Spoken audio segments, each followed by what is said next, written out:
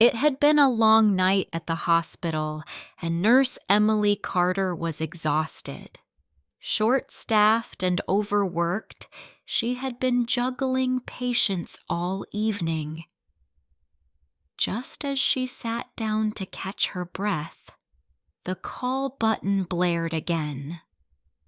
"Room 306, she sighed, straightened her scrubs, and walked toward the room. Inside, an impeccably dressed older woman sat upright in bed, her eyes filled with irritation. Finally, "Do you know how long I have been waiting?" 15 minutes.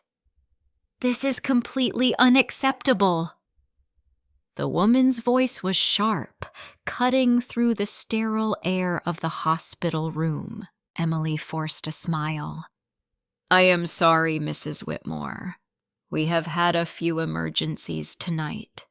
How can I help you?" "Emergencies. More important than me, do those people donate thousands to this hospital every year?" "No." "Then you should prioritize accordingly." Emily bit the inside of her cheek. "I am here now. What do you need?" "First of all, this room is atrocious. I am a VIP. This place looks like a storage closet, and this blanket, it is as thin as paper. And this gown feels like sandpaper. Is this how you treat someone like me?" "We provide the same care to all our patients, Mrs. Whitmore." "Oh, do not start with that nonsense," she snapped. "Listen, dear. One word from me to your supervisor, and you will be looking for a new job. So I suggest you be more accommodating." Emily swallowed her frustration. Years of experience had taught her patience, but tonight it was wearing thin. Just then, Dr. Russell stepped in. "Is everything all right?" Mrs. Whitmore huffed. "No, everything is not all right.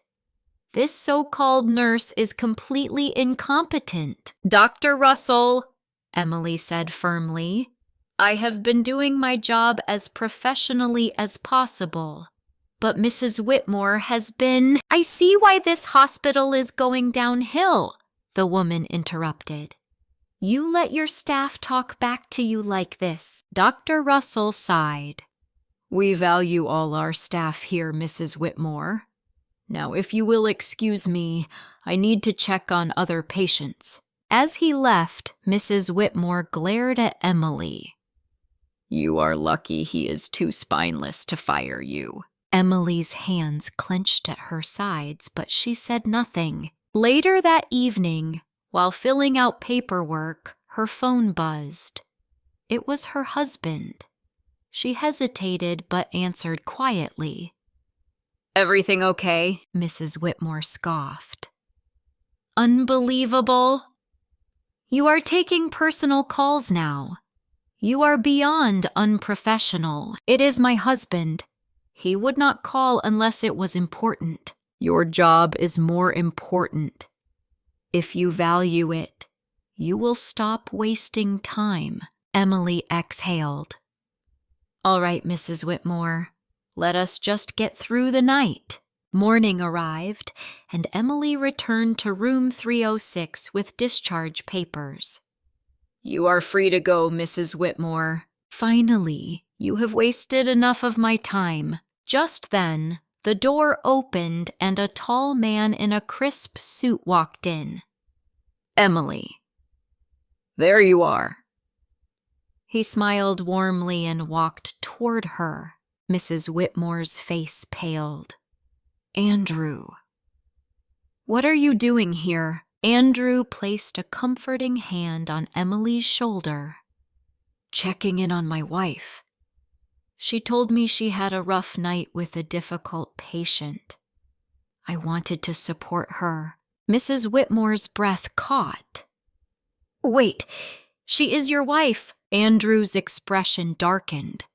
"Yes, and from what I just heard, you have treated her terribly." Oh, Andrew dear, there has been a misunderstanding. I did not realize she was your wife. I would have. You would have what treated her better if you knew who she was married to. That only makes it worse. Mrs. Whitmore's mouth opened and closed, her confidence crumbling. I can fix this. What if I double my annual donation to the hospital? Andrew shook his head. No amount of money justifies the way you treat people.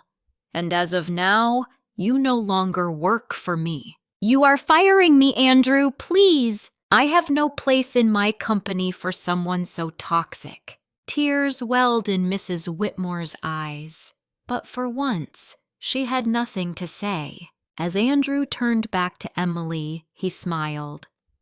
How about we go for breakfast? You deserve it. Emily exhaled, relief washing over her. That sounds amazing. As they walked out together, Mrs. Whitmore sat in stunned silence, finally realizing that money and power could never replace basic human decency.